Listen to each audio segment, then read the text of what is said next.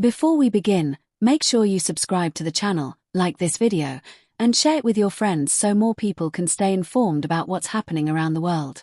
Now let's get into one of the most serious geopolitical confrontations in modern history, the escalating conflict between Donald Trump and the nation of Iran. This is not just another political disagreement.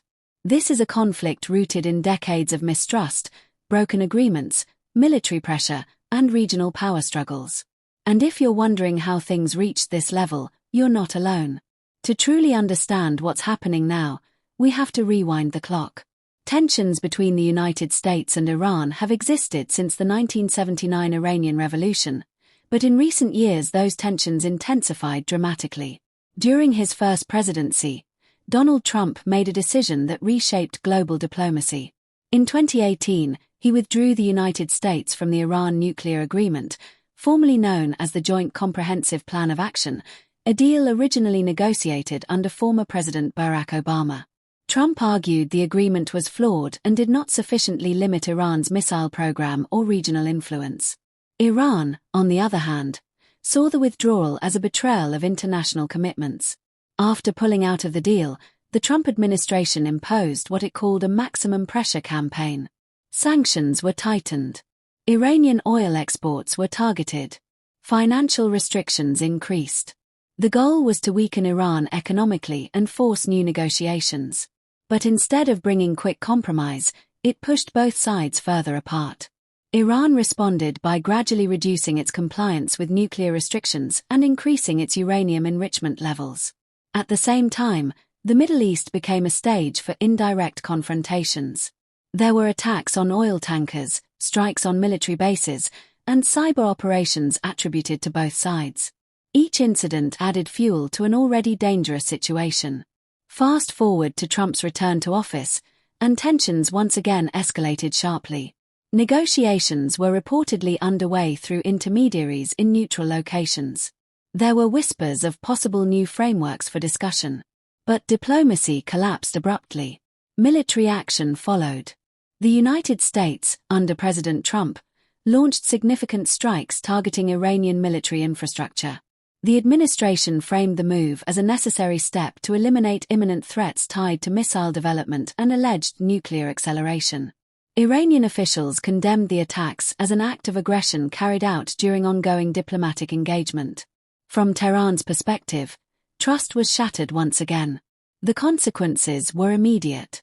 Iran retaliated with missile and drone attacks targeting U.S. military assets in the region. Military bases went on high alert.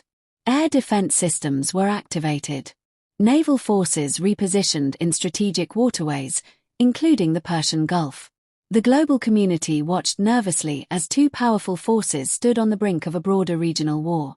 This confrontation is not happening in isolation. The Middle East is one of the most strategically sensitive regions in the world. Energy markets depend on stability in this area. A large percentage of global oil shipments move through the Strait of Hormuz, a narrow passage that Iran has previously threatened to close during times of crisis. Even the suggestion of disruption in this corridor can cause oil prices to spike worldwide. Allies of the United States have reacted cautiously. Some governments have called for restraint and renewed negotiations. Others have expressed concern about the timing and scale of military action. Meanwhile, Iran has sought diplomatic backing from countries sympathetic to its position, arguing that it is defending its sovereignty. Inside the United States, the situation has sparked political debate. Supporters of Trump argue that decisive action deters long-term threats and projects strength on the global stage. Critics argue that military escalation risks dragging the country into another prolonged conflict in the Middle East. The American public remains divided, reflecting broader questions about foreign policy strategy, national security, and the cost of intervention. In Iran, nationalist sentiment has surged.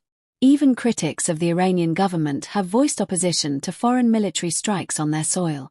History shows that external pressure often unites populations around their leadership, at least temporarily. That dynamic makes predicting internal political consequences extremely complex.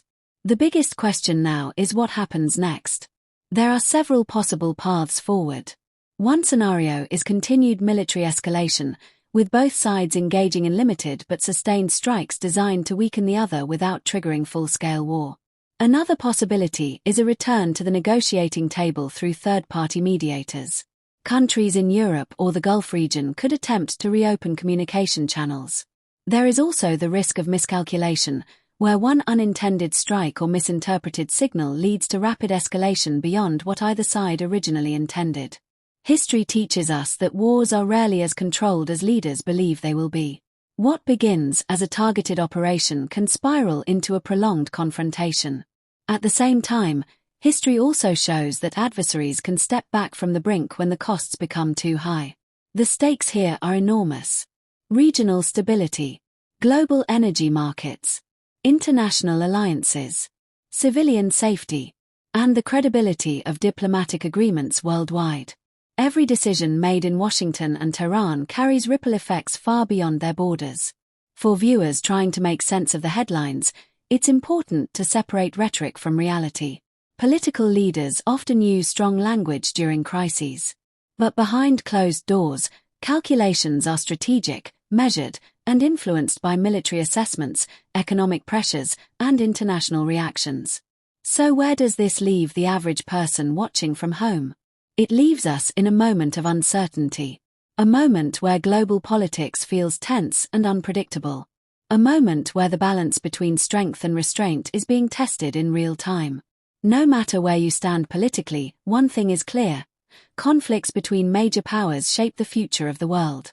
They influence economies, security policies, elections, and alliances for years, sometimes decades, to come.